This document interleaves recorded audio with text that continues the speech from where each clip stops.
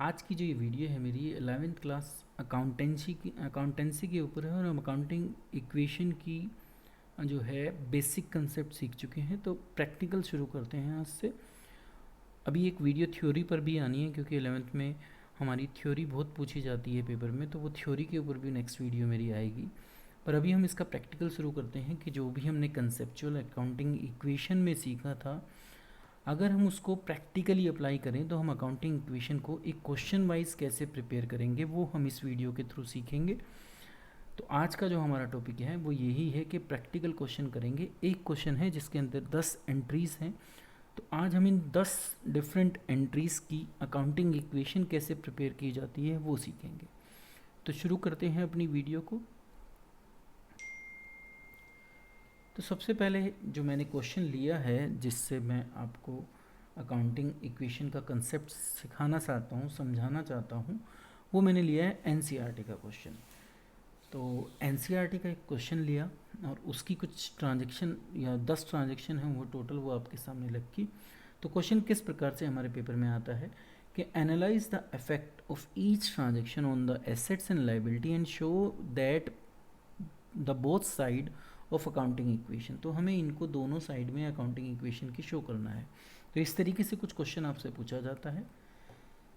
तो ये हमें पता ही है कि assets is equal to liability plus capital, ये हमेशा इक्वल रहता है, इसी को हम अकाउंटिंग इक्वेशन कहती हैं। तो ये कुछ ट्रांजेक्शन हैं जिनको हमें करना है। एक बार मैं 3 ट्रांजेक्शन हैं इस पेज पर, इस स्लाइड पर, मैं वो तीनों ट्रांजेक्शन पहले आपके सामने रख देता हूँ, फिर हम इनको ट्रीट करेंगे, कैसे हम इनको डील करते हैं अकाउंटिंग इक्वेशन में। तो सबसे पहले है कि इंट्रोड्यूस की 8000 इंट्रोड्यूस किए, जो ऑनर है उसने 8 lakh as cash and 50,000 as stock, तो वो गुड्स भी बिजनेस में लाए। दूसरी एंट्री है कि purchase plant for ₹3 lakh by paying ₹15,000 in cash and balance at later date. तो ये समझना है कि इसका क्या अर्थ है, जब हम सीखेंगे, जब मैं कराऊंगा इसकी एंट्री, जब हम देखेंगे। और थर्ड एंट्री है डिपॉजिट ₹6 लाख इनटू बैंक, और मैंने क्या किया, 6 लाख क्या किए अपने बैंक में डिपॉजिट किए। तो अब एक एक करके एंट्री को समझना शुरू करते हैं। तो ये अकाउंटिंग इक्वेशन का कुछ फॉर्मेट होता है, हमें अकाउंटिंग इक्वेशन लिखना होता है। अभी हमने देखा कि यहाँ पर assets is equal to liability plus capital, तो उस लाइबिलिटी में हम एक कैपिटल का कॉलम बनाएंगे, क्योंकि जो भी अमाउंट बिजनेस में पार्टनर या ओनर कह दो उसको, वो लेके आता है, तो उसको हमें उसकी कैपिटल में शो करना होता है। तो लाइबिलिटी में जो पहला कॉलम होता है वो कैपिटल का होता है। नॉर्मली इस तरफ जो स्टार्टिंग होती है, जैसे हमारे इस क्वेश्चन में भी है, वो कैश से होती है, क्योंकि कैश आया है बिजनेस में, ये रहा ₹8 लाख, इसलिए नॉर्मली यहाँ पर जो स्टार्टिंग होती है वो कैश से होती है। अब डिस्क्रिप्शन में हमें वो ट्रांजेक्शन्स लिखनी है जो यहाँ पर हुई हैं। तो अगर आप देखो तो सबसे पहले उन्होंने लिखा है कि इंट्रोड्यूस, क्या इंट्रोड्यूस किया, एक तो कैश किया और एक क्या किया, स्टॉक। तो आप लिख दोगे introduce cash and stock bye owner भी लिख सकते हो, यहाँ पर भी छोड़ दोगे तो चल जाएगा, कोई इतनी हार्ड एंड फास्ट रूल नहीं है। जितना कैश इंट्रोड्यूस किया, देखिए कैश आपकी एसेट होती है, आपको पता है वो पैसा बिजनेस में आया, ठीक है, तो और आगे आप इसका यूज़ कर कर जो है रेवेन्यू जनरेट करोगे, तो ये आपकी एसेट होती है। तो सबसे पहले आप कैश यहाँ पर लिख देंगे। ये मैं ऑलरेडी जो मेरी वीडियो कंसेप्चुअल है उसमें आपको समझा चुका हूँ, तो आप उस वीडियो के थ्रू भी समझ सकते हैं कि ये एसेट क्यों है। साथ ही साथ क्योंकि बिजनेस में जो पार्टनर है वो क्या लेके आया है, ओनर जो है वो क्या लेके आया है, स्टॉक लेके आया है, तो हम यहाँ पर स्टॉक लिख देंगे। स्टॉक कितने का लाया है ओनर, 50,000, तो आप यहाँ पर कितने लिख दोगे, 50,000, और इन दोनों का टोटल ही उसकी कैपिटल होगी। जो भी पैसा या जो भी चीज़ बिजनेस में ओनर लेके आता है वो उसकी कैपिटल कहलाती है। तो इसका मतलब हमारी ओनर की जो कैपिटल है वो कितनी हो गई, दोनों को हमने प्लस कर दिया, तो 8,50,000 हो गया। तो ये पहली ट्रांजैक्शन थी जिसकी हमने रिकॉर्डिंग यहाँ पर कर ली है। अब हम सेकंड ट्रांजैक्शन पर चलते हैं, तो हम यहाँ पर सेकंड लिख देंगे, और ये कहता है कि परचेज प्लांट किया, आपने प्लांट परचेज किया। देखिए प्लांट एक एसेट है, ठीक है, प्लांट का मतलब है आप जहाँ पे काम करेंगे, तो एक ऐसा प्लांट आपने परचेज़ किया जहाँ पर आप अपने बिजनेस को रन करोगे, अपनी मैन्युफैक्चरिंग करोगे, तो वो आपकी एसेट है। लॉन्ग टर्म तक आपको वो कुछ ना कुछ रेवेन्यू जनरेट करने में पूरी मदद करेगी, तो वो आपकी एक एसेट बन गई। अब जो वो एसेट है तो आप एक एसेट साइड में कॉलम बनाओगे प्लांट का, और जितने का भी वो परचेज़ किया है प्लांट वो यहाँ पर लिख दोगे। तो पहला इफेक्ट जो हमें समझ में आया वो ये आया, क्योंकि आपको 5 चीज़ें मैंने बताई हैं कि 5 चीज़ों में आप क्लासीफाई करोगे हर चीज़ को। या तो बिज़नेस में कोई भी ट्रांजैक्शन में एसेट इन्वॉल्व होगी, या लाइबिलिटी इन्वॉल्व होगी, या कैपिटल इन्वॉल्व होगी, और या एक्सपेंस और रिवेन्यू होंगे। ठीक है, तो जो एसेट, कैपिटल और लाइबिलिटी हैं वो तो यहाँ दिख रही हैं आपको सारी की सारी। बाकी जो दो बचते हैं लास्ट के, एक्सपेंस और रिवेन्यू, वो कैपिटल में ही प्लस माइनस होते हैं। एक्सपेंस हमेशा कैपिटल में से माइनस करोगे आप, और जितने रिवेन्यूज़ हैं, जितनी आपकी इनकम है, वो कैपिटल में ऐड होती हैं। तो अभी मुझे पता चला कि प्लांट क्या है, मेरा एसेट है, क्योंकि ये मुझे आगे भविष्य में कमा कर देगी, तो इसलिए मैंने इसको कहाँ लिख दिया, प्लांट का एक अलग से कॉलम बनाया, और उस अलग से कॉलम में वो 3 लाख रुपीज़ लिख दिए। अब आगे पढ़ते हैं, क्योंकि डबल एंट्री सिस्टम हम कर रहे हैं तो 2 इफेक्ट होंगे, एक इफेक्ट आ चुका है, दूसरा समझते हैं। अब क्या किया उसने, कहा कि बाय पेइंग। पेइंग वर्ड अगर आप इस चीज़ को पढ़ोगे पेइंग, तो आपको ये समझ नहीं आना चाहिए कि आपने कैश पे किया है। तो आप जितना भी कैश पे किया, अभी ये एक मैटर नहीं है, अभी हमें सिर्फ ये समझना है कि हमने क्या किया है, 15,000 कैश पे किया है। ठीक है, तो डिस्क्रिप्शन में भी आपने लिखा नहीं है, तो यहाँ आप लिख दोगे परचेज प्लांट। अब बाकी डिटेल यहाँ हम दिखाएंगे। तो 15,000 बोला था हमें कि हमने कैश पे किया है, वो 15,000 हमने शो कर दिया। परचेज प्लांट आप 3 लाख का कर रहे हो, पेमेंट सिर्फ 15,000 की कर रहे हो, तो बाकी कहाँ गया।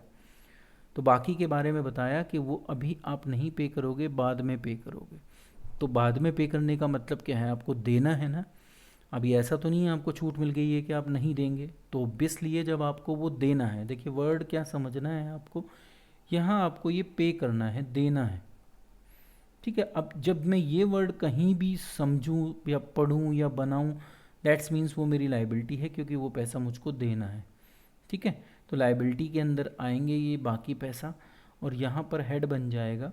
ठीक है, और आप इस जो हेड है उसको आप लिख सकते हो आउटस्टैंडिंग लाइबिलिटी भी कह सकते हो। लोन आपने लिया नहीं है, क्रेडिटर आप नहीं लिखोगे, क्योंकि क्रेडिटर जो होते हैं वो सिर्फ गुड्स के लिए होते हैं। ठीक है, तो आप सीधा सा यहाँ पर लिख दो कि अदर लाइबिलिटी लिख सकते हो। ठीक है, तो आप यहाँ पर लाइबिलिटी ही लिख लीजिए, क्योंकि क्रेडिटर इनको नहीं बोला जाता। क्रेडिटर जो होते हैं वो गुड्स के होते हैं, जिस चीज़ की हम डीलिंग करते हैं। अगर वो गुड्स हमने उधार में खरीदी है तो वो हमारी वो होती है। अगर ये बैंक से परचेज़ करी होती तो हम यहाँ बैंक लिख देते, बैंक की हमारी लाइबिलिटी है। तो बताया नहीं अभी किससे परचेज़ किया है, किसको देना है, उसका नाम भी यहाँ पर आ सकता था, जिससे हमने ये माल उधार खरीदा है या जिसको हमें पेमेंट देनी है। अभी कितना पैसा, देखो 3 लाख में से आप 15,000 माइनस कर देंगे, और जो बाकी बचेगा वो आप यहाँ शो कर दोगे। तो कितना बचता है, 2,85,000। अब जब ये दो ट्रांजेक्शन हो जाएं, ये प्लस माइनस कब हो सकता है, जब दो ट्रांजेक्शन हो जाए। तो यहाँ मेरी अब 2 ट्रांजेक्शन हो गई हैं, तो 2 ट्रांजेक्शन के बाद मुझे इनका नेट इफेक्ट, या जिसको हम न्यू इक्वेशन कहते हैं, वो न्यू इक्वेशन निकालनी होती है। शुरू में 2 के बाद निकलती है, आगे हमेशा 1 के बाद निकलेगी। ठीक है, तो आप यहाँ पर बाहर लिख देंगे न्यू इक्वेशन, और आप अब जो भी नई इक्वेशन बने प्लस माइनस कर कर वो निकालोगे, तो उसी को हम कहेंगे न्यू इक्वेशन। तो 8 लाख में से 15,000 अगर मैं माइनस करता हूँ तो ये आती है फिगर 7,85,000 प्लस 50,000 का स्टॉक, और प्लस 3 लाख का मेरे पास प्लांट। तो यहाँ का टोटल अगर आप देखोगे तो वो जो आएगा वो इसके इक्वल आना चाहिए। ये कितना है, 850 एंड प्लस 285। तो देखिए 8 2 10 और 11,35,000, अगर इस तरफ का भी आप टोटल करोगे तो वो 11,35,000 ही आता है। तो इस तरीके से न्यू इक्वेशन में आपने देखा कि जो एसेट्स हैं वो किसके इक्वल हैं, लाइबिलिटी के। तो इक्वेशन में हमेशा ये दोनों पोर्शन इक्वल रहेंगे।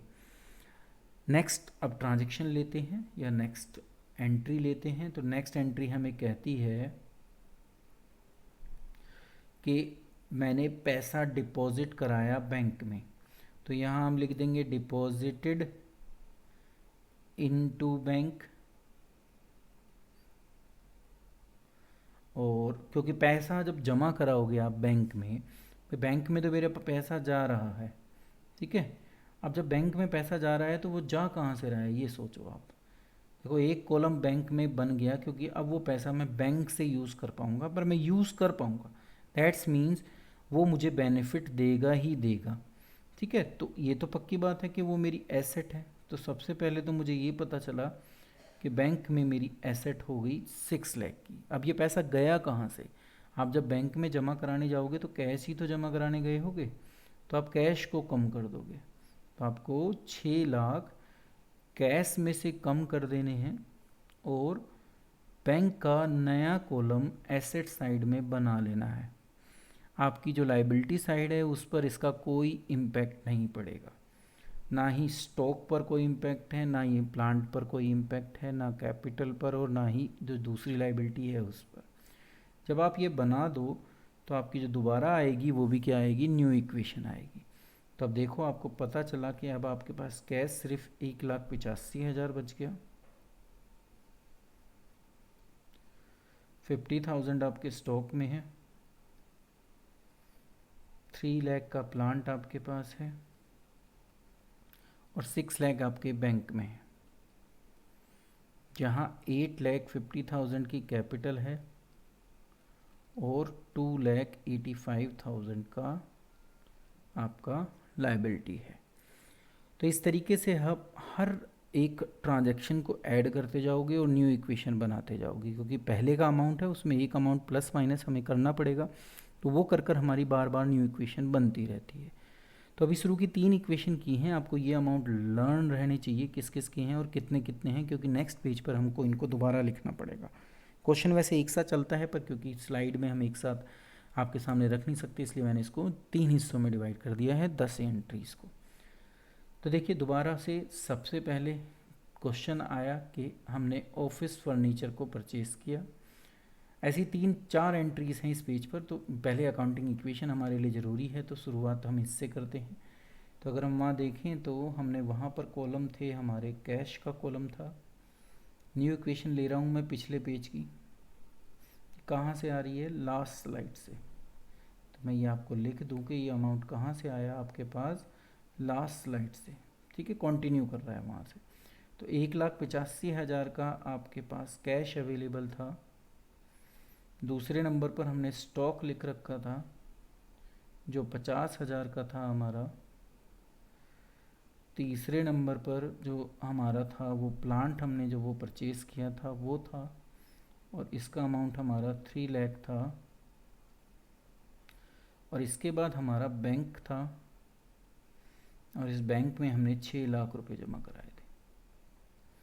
तो ये हो गई इस तरफ। यहाँ पर जो हमारा था वो कैपिटल थी, और कैपिटल जो थी वो 8,50,000 की थी, और इसके साथ एक अदर लाइबिलिटी थी जो प्लांट से रिलेटेड है, जितना प्लांट आपने उधार खरीदा है उससे संबंधित है। तो कितनी है, 2,85,000। ये कहाँ से आया, पिछले वाली से।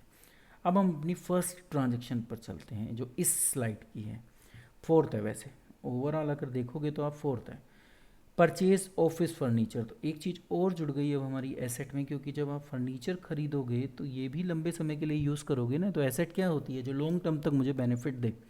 तो फर्नीचर भी क्या हो गई हमारी एसेट। सबसे पहले सिर्फ हमें ये ही समझना है कि वो है क्या। तो हमें पता चला कि जो फर्नीचर है वो हमारी एसेट है, तो हमने एसेट साइड में एक कॉलम बना दिया और उसमें वो फर्नीचर लिख दिया जितने का भी वो परचेज़ किया है, और कहा कि जो पेमेंट दी है वो किससे दी है। देखिए क्या लिखा है, चेक। चेक कहाँ से जाएगा, पैसा बैंक से। तो आप बैंक में से 1 लाख रुपए माइनस कर दोगे, क्योंकि ये पैसा कहाँ से जाएगा, अब मेरे बैंक से। कौन सी एंट्री है ये? फोर्थ। क्या किया है आपने? फर्नीचर परचेज किया है, तो आप लिख दोगे परचेज्ड फर्नीचर। बाकी चीज़ों पर कोई इम्पैक्ट नहीं होगा, बाकी चीज़ें एज़ यूजुअल जैसी थी वैसी चलती रहेंगी। ठीक है, तो डबल इफेक्ट जो हमारा पढ़ना था एक ट्रांजैक्शन का वो हो गया रिकॉर्ड। कैसे रिकॉर्ड हुआ? बैंक से पैसा कम हो गया क्योंकि बैंक से हमने दिया है, और हमारे फर्नीचर आ गया हमारे पास। तो अब इसके बेस पर अगर हम टोटल निकालेंगे और अपनी न्यू इक्वेशन बनाएंगे तो बन के आएगी 1,85,000 यहाँ पर आएंगे, 50,000 यहाँ पर आएंगे, 3 लाख यहाँ पर आएंगे और 5 लाख रुपीज़ यहाँ आएंगे, और फर्नीचर में अब 1 लाख रुपए आ जाएंगे। कैपिटल पर कोई इम्पैक्ट अभी तक नहीं पड़ा है, ऐसे ही लायबिलिटी भी मैंने अभी तक पे नहीं की है। अब चलते हैं हम अपनी पांचवी ट्रांजैक्शन की तरफ। पांचवी ट्रांजैक्शन हमें कहती है कि परचेज गुड्स। देखो गुड्स वर्ड आया, अब आप क्या कर रहे हो? जिस चीज़ का बिजनेस कर रहे हो वो खरीदा है आपने, ठीक है, तो जो डीलिंग है आपकी वो शुरू होती है। उस गुड्स को इसलिए आपने परचेज किया क्योंकि आप उसको बेचोगे, ठीक है। तो गुड्स अपने आप में एक एसेट है, टिल डेट वो बिकती नहीं है। तो आपने उसको किस नाम से लिख रखा है बुक में पहले ही ऑलरेडी? तो देखिए गुड्स और स्टॉक एक ही चीज़ होती है, तो गुड्स कह लो इसको या स्टॉक कह लो, आपको इसका नया कॉलम नहीं बनाना पड़ेगा। तो गुड्स और स्टॉक सेम है, तो जो भी आप खरीद रहे हो वो यहाँ आ जाएगा, ठीक है। अब उसने क्या बताया है, देखिए 80,000 की गुड्स आपने परचेस की कैश में, ठीक है। कैश वर्ड से इम्पोर्टेंट है हमारे लिए। देखिए हम यहाँ पर लिखेंगे परचेज गुड्स, क्या लिखेंगे? Purchase goods. अब उसने कहा कि 80,000 तो कैश से परचेज की, तो आप कैश में से माइनस कर दो, पैसा जा रहा है ना आपके पास से। तो आपका पहला काम यही है कि आप कैश को कम कर दो जितने की गुड्स आपने खरीदी। अभी गुड्स में नहीं लिखेंगे क्योंकि आगे भी कुछ क्वेश्चन हमें कह रहा है, तो इसलिए गुड्स के अंदर अभी माल जो एंट्री है वो नहीं लिखेंगे। एक इफेक्ट हमने रिकॉर्ड कर लिया जो क्या था? उधार से संबंधित था, ओ कैश से संबंधित था। आगे बताया कि 35,000 की गुड्स और परचेज कर रहे हो आप, पर वो क्रेडिट में है। क्रेडिट का मतलब क्या है कि आपको उनको वो पैसा देना पड़ेगा, ठीक है। तो ये पैसा आपको देना है, दिया नहीं है अभी तक आपने, तो क्या बन गई अपने आप में ये एक लायबिलिटी, ठीक है। तो ये आप यहाँ पर जो उधार गुड्स का होता है उसको हम क्रेडिटर कहते हैं। क्या कहते हैं? क्रेडिटर्स। तो हम यहाँ पर क्या कॉलम बना देंगे? क्रेडिटर का कॉलम बना देंगे, और वो 35,000 उसमें शो कर देंगे। तो देखिए गुड्स कितनी टोटल आपने खरीदी ये हमें देखना है। 80,000 आपने कैश में खरीदी है और 35,000 आपने उधार में खरीदी है। तो इन दोनों को प्लस कर कर आप स्टॉक के अंदर लिखेंगे। तो 80 और 35 अगर हम प्लस करते हैं तो वो 1,15,000 आता है। तो वो 1,15,000 आप यहाँ लिखोगे, ये आपको समझना है। गुड्स जो आती हैं वो स्टॉक के अंदर आती हैं, ठीक है। और जितनी आप खरीदो, चाहे कैश खरीदो चाहे उधार खरीदो, क्रेडिट खरीदो, उसका टोटल यहाँ पर आता है। जितने के लिए आपने कैश दे दिया वो कैश में से माइनस कर दो, जितना आपने उधार खरीदा वो देना है आपको पैसा, लायबिलिटी है तो वो लायबिलिटी में शो कर दो। तो ये थी इस ट्रांजैक्शन। और अब इस ट्रांजैक्शन को करने के बाद जब हम न्यू इक्वेशन निकालेंगे तो ये कैश हमारा 1,05,000 रह जाएगा, गुड्स बढ़कर 1,65,000 हो जाएंगी, प्लांट वहीं रहेगा 3 लाख पर ही, बैंक में हमारा वही 5 लाख है अभी भी, फर्नीचर भी हमारा 1 लाख का है। कैपिटल पर कोई इम्पैक्ट नहीं, और ना ही जो मेरी वो अदर लायबिलिटी है प्लांट को परचेज करने वाली उस पर कोई इम्पैक्ट पड़ा। तो इनको हम ऐसे ही चलाते रहेंगे टिल यहाँ पर कोई चेंज रिकॉर्ड ना हो। अब एंट्री नेक्स्ट पढ़ते हैं, सिक्स एंट्री करते हैं कि गुड्स अमाउंटिंग टू ₹45,000, याद रखना है आपको, 45,000 की अमाउंट की गुड्स बेच दी आपने, और बेची कितने में, 60,000 में। तो यहाँ दो फिगर इम्पोर्टेंट हो जाती है, एक तो कितने की गुड्स बेची, तो ये उसकी कॉस्टिंग है, ठीक है, इसको कॉस्ट कहते हैं। तो जितने की गुड्स बेची वो तो गुड्स में से माइनस कर दो, कितना पता चला आपको, 45, ठीक है। सिक्स्थ नंबर डाल दो आप और लिख दो सोल्ड गुड्स। तो हम यहाँ पर क्या लिख देंगे, सोल्ड गुड्स। जितना गुड्स बिका, मतलब कि जितना मैंने बेच दिया वो मेरे पास नहीं है, तो आप उसको गुड्स या स्टॉक में से माइनस कर दोगे, क्योंकि अब आपने वो बेच कर बाहर निकाल दिया है, इसलिए आप उसको क्या करोगे, गुड्स में से माइनस कर दोगे कॉस्टिंग को। ये आपको याद रखना है, इस कॉस्टिंग को।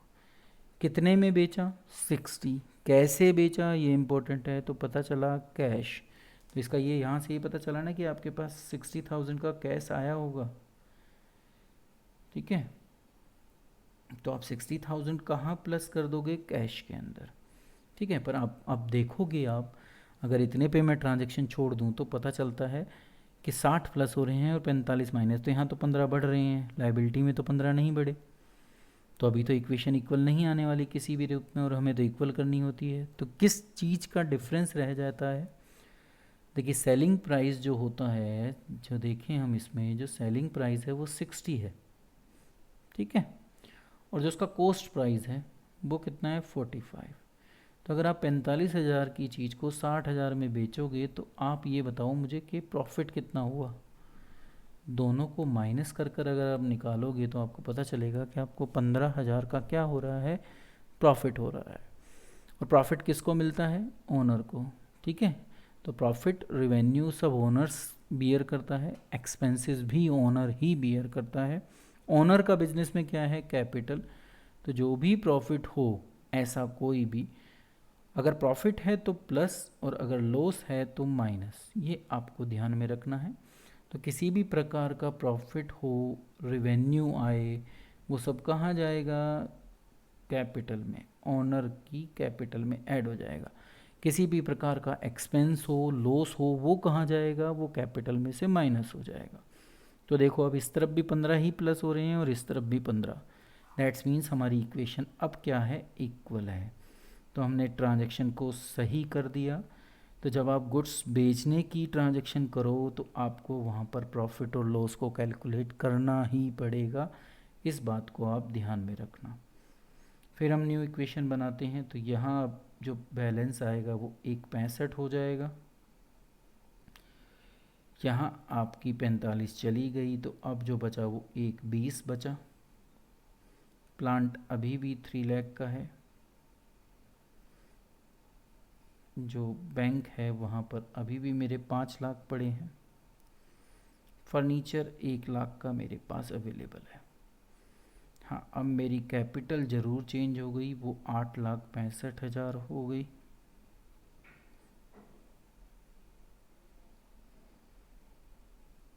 एक्सटर्नल लाइबिलिटी जो प्लांट की है वो सेम है, और मेरे जो क्रेडिटर हैं 35,000 के, वो भी सेम है।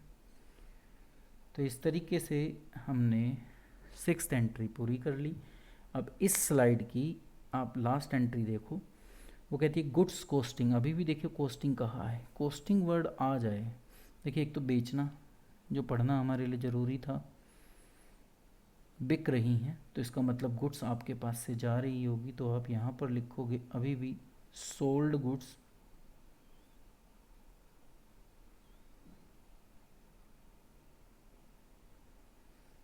आप यहाँ आगे लिख सकते हो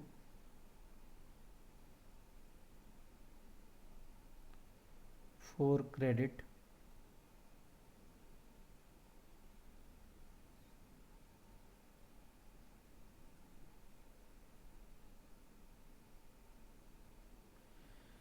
कितने की है, 80 कॉस्टिंग है उसकी, ठीक है। और बेचा कितने में है आपने, 1.25 में, ठीक है। बस कैश नहीं है, अब उधार है, तो पैसा आपको मिला नहीं है, तो क्या हो रहा है इसमें, मिलेगा आपको। आपको, तो क्या लिखोगे आप, मिलना है। तो जब आपको कुछ चीज़ मिलनी होती है, मिली नहीं होती, तो आपकी वो एसेट बन जाती है। तो जो क्रेडिट में गुड्स बेची हैं आपने, उसके लिए आप जैसे उधार में गुड्स खरीदने के लिए क्रेडिटर्स यूज़ किया था, जब उधार में गुड्स बेचोगे तो डेटर्स यूज़ करोगे। डेटर वो व्यक्ति हैं जिन्होंने माल मेरा उधार में मुझसे परचेज़ किया है या मैंने उनको उधार बेचा है। ठीक है, क्योंकि मैं अपनी बुक बना रहा हूँ तो हमें जो समझना चाहिए वो ये समझना चाहिए कि मैंने उसको उधार बेचा है। कितने में बेचा है, 1,25,000। कितने की कॉस्टिंग है उनकी, 80,000। ठीक है, तो 80,000 तो गुड्स आपके पास से जा रही हैं। अब यहाँ पर जो इम्पोर्टेंट चीज़ बचती है वो यही है, जैसे मैंने अभी आपको बताया था कि अगर गुड्स आप बेचोगे तो आपको उस पर प्रॉफिट या लॉस को निकालना कंपलसरी हो जाता है। तो जब इसमें भी आप देखोगे तो जब 80 की चीज़ को अगर आप 1,25,000 में बेच रहे हो तो डेट्स मीन्स आप क्या कर रहे होगे, प्रॉफिट कमा रहे होगे। ठीक है, कितने का प्रॉफिट, दोनों का डिफरेंस। तो इन दोनों का डिफरेंस अगर देखते हैं हम तो 45,000 आता है। तो ये 45,000 हमारा प्रॉफिट है। आप उस 45,000 के प्रॉफिट को ओनर की कैपिटल में ऐड कर दोगे। ठीक है, बाकी जगह कोई इम्पेक्ट नहीं पड़ेगा, कैश पर कोई इम्पेक्ट नहीं है, इस बात को याद रखना है, क्योंकि आपने उधार में माल बेचा है। बाकी सारी चीज़ें सेम एज इट इज़ चलती रहेंगी, ये अकाउंटिंग इक्वेशन की खासियत होती है। ठीक है, तो अभी मैं क्या बनाऊंगा, फिर दोबारा से न्यू इक्वेशन बनाऊंगा। 1,65,000 का मेरा कैश है वो सेम रहेगा। अब जो मेरी गुड्स हैं 80,000 माइनस होने के बाद सिर्फ 40 की बचेंगी। प्लांट मेरा अभी भी 3 लाख का ही है। बैंक में मेरे अभी भी 5 लाख ही पड़े हैं। फर्नीचर 1 लाख का मेरे पास अवेलेबल है। और मेरे अब डेटर इस एंट्री के बाद 1,25,000 के हैं। और अब जो मेरी कैपिटल है वो बढ़कर हो गई 9,10,000।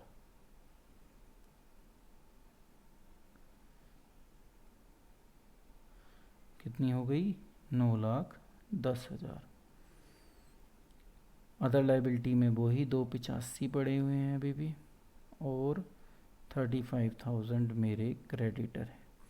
किसी भी पॉइंट पर अगर आप देखोगे तो ये दोनों साइड बराबर आनी चाहिए। तो सबसे ज़रूरी जो है इसके अंदर वो इक्वल है। अगर आप इनका टोटल अभी करोगे तो वो इसके इक्वल आना चाहिए, तो आप पाओगे कि वो आ रहा है, ये 9,10,000 है। ठीक है, अब हम आगे की ट्रांजेक्शन की तरफ चलते हैं। नेक्स्ट स्लाइड पर आपको ये सारे अमाउंट याद रखने हैं।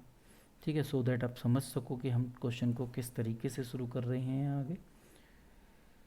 देखिए क्वेश्चन की फिर वही 3 ट्रांजेक्शन मेरे इस पेज पर भी हैं, तो मैंने उसके लिए पहले अपना अकाउंटिंग इक्वेशन का फॉर्मेट उतारा। अब फॉर्मेट में हमें सबसे पहले यहाँ पर कैश लिखना है, फिर जो है हमारा स्टॉक कह लो या गुड्स कह लो, दोनों ही कहा जा सकता है, वो आएगा। फिर हमारा प्लांट है। ठीक है, प्लांट के बाद एक बार चेक कर लूँ मैं पीछे, cash, stock, plant, bank, furniture, debtor. ठीक है, तो अभी हम क्या करेंगे, बैंक, फर्नीचर, डेटर को भी लिखेंगे।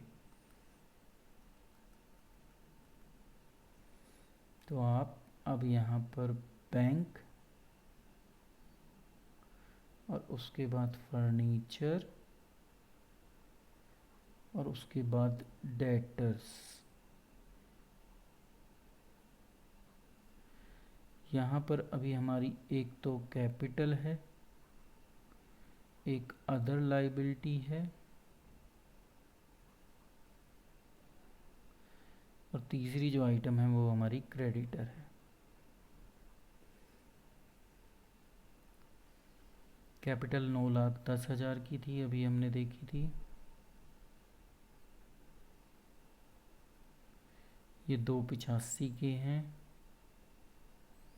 क्रेडिटर हमारे 35,000 के हैं। ठीक है, क्या ला रहे हैं हम यहाँ पर, न्यू इक्वेशन ला रहे हैं। कहाँ से आ रही है ये, कॉन्टिन्यूड कर रही है सेकंड स्लाइड से। कैश में अगर आप देखो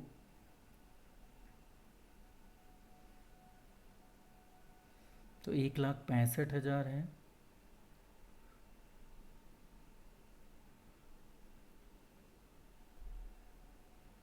स्टॉक में 40,000 का बचा हुआ है। अब प्लांट एज इट इज़ है 3 लाख का। बैंक में भी एज इट इज़ 5 लाख ही हैं। फर्नीचर 1 लाख का है। और डेटर अभी बने थे हमारे कितने के, 1,25 के। तो ये सारी फिगर पिछले पेज से आई हैं। अब हम अपनी 8th ट्रांजेक्शन की तरफ चलते हैं।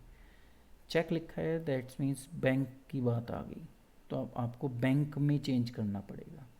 ठीक है, तो 8th जो ट्रांजेक्शन है वो हमारे बैंक को चेंज करेगी।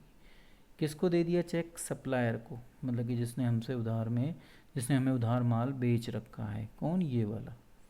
ठीक है, कितने का? जितने का उसका उधार है सारा का सारा पे कर रहा हूँ उसको मैं।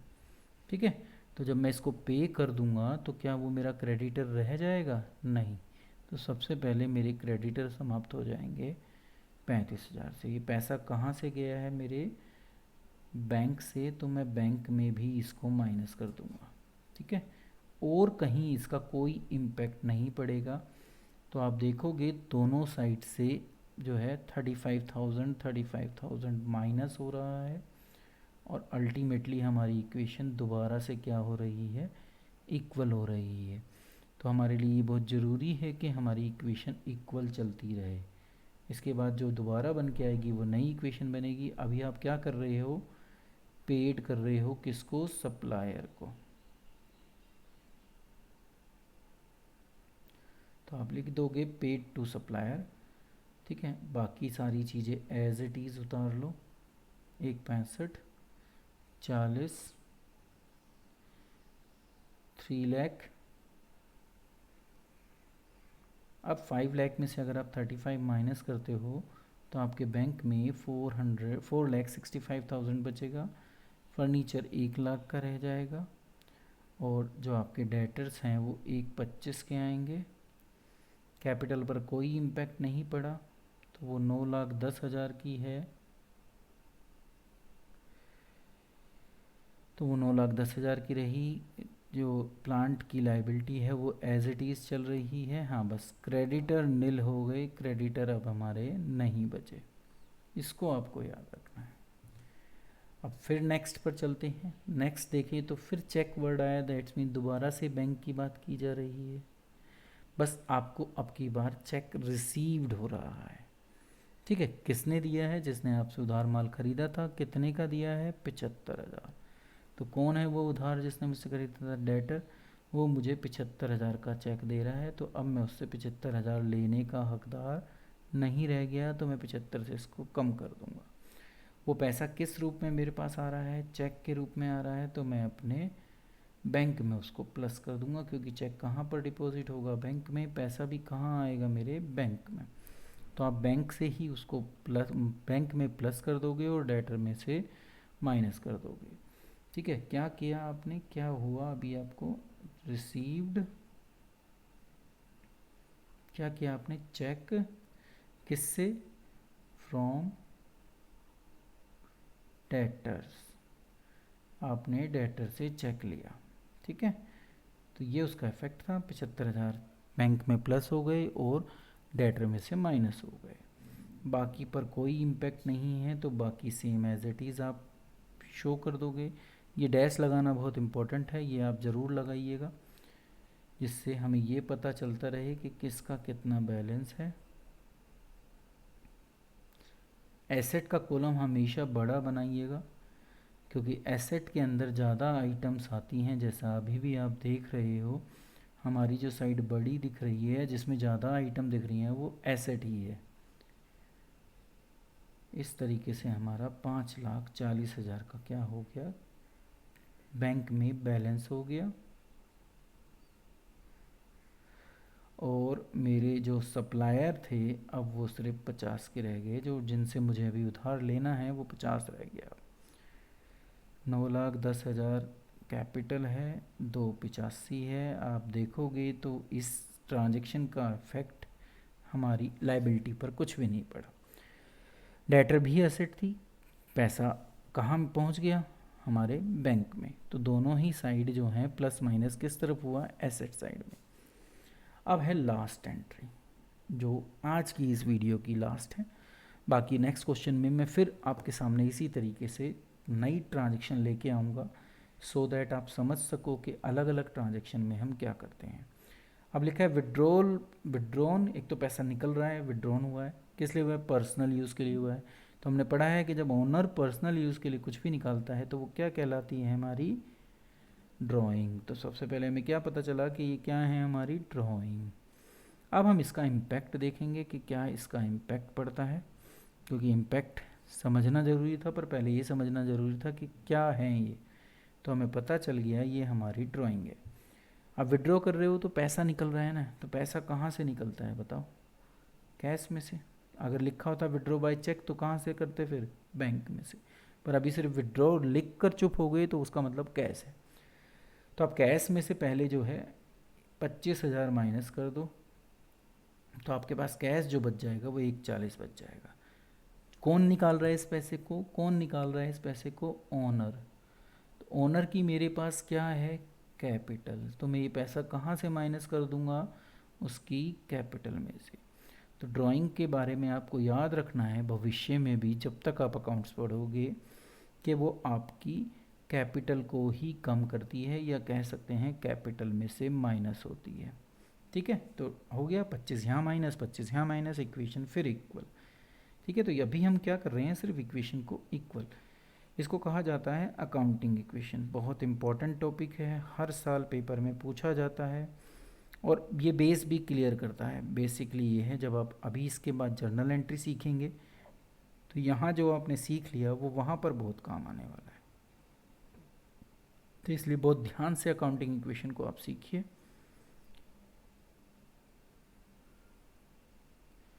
अब आपकी कैपिटल 8,85,000 बच गई और 2,85,000 अदर लाइबिलिटी है, और ये तो नील हो चुका है, यहाँ कुछ नहीं है। तो दोनों साइड का टोटल अभी भी आप देखोगे तो वो इक्वल आएगा, और वो इक्वल आना भी चाहिए। अगर आपने क्वेश्चन सही किया है तो वो बिल्कुल इक्वल आएगा।